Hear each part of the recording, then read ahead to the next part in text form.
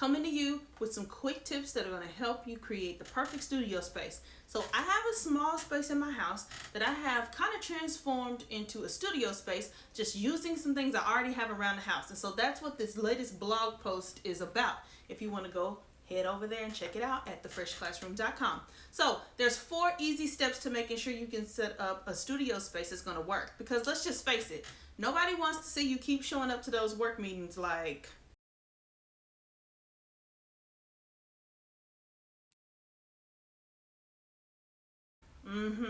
we see you, and we know when you turn off the video too. So, anywho, here's 4 steps to help you transform a space in your house and have an awesome little studio space that's like worthy of hidden play on that video. All right, step 1. Identify the perfect space and then repurpose it. So for me, I took this corner right here in a little nook that we have in our home. I already have a desk here. I took a bookshelf that was elsewhere. I put it up on a storage cube you can't see down there to give it some height. And I had a calendar here already placed. And so I just kind of shifted things I already had in the house to this little corner and made a little nook for myself. Step 2, you want to use what you have. Don't go out spending a whole bunch of money and breaking the bank, okay? There are lots of things that you have around your house already. So if you have, let's say, a really awesome chair, move it into that space. If you have a really cute little end table or side table or something you can move around, a plant that's downstairs in the kitchen, grab it, bring it upstairs.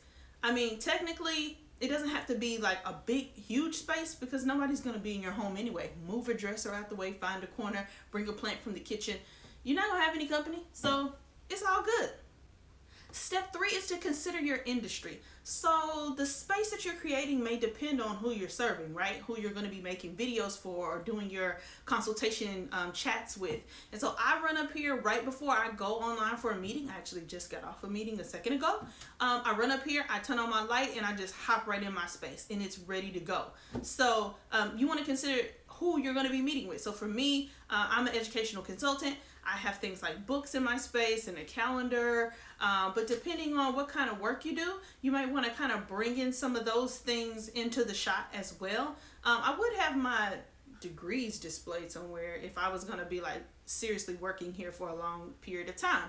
The last thing, step 4, is to consider your lighting. Lighting is everything, guys. So sometimes people can find a place to make their studio where the natural light comes in and it's really beautiful. My space isn't like that. As you can see, I have a window here. If I open it, it brings light in from the back, casts a shadow, and it's very ugly. So I close it, and I have a diva ring light that I bought on Amazon some years ago, and so I just use that. I put it up pretty high because I noticed that when the lighting is here, my eye get those circles. See, as you can see from the light, don't want that.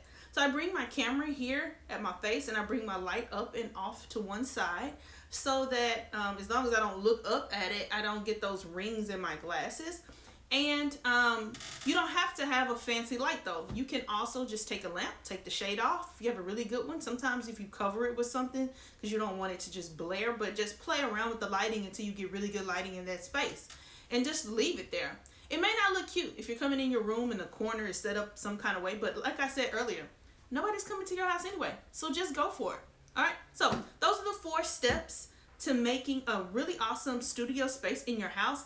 It looks like some of us are going to be hunkered down for a while, so let's not lament and walk around in our pajamas. You can do it. Get up, brush your teeth, put on some clothes, and get into your cute space where you feel professional and you get in the zone and you get your work done, because we might be here for a while, folks.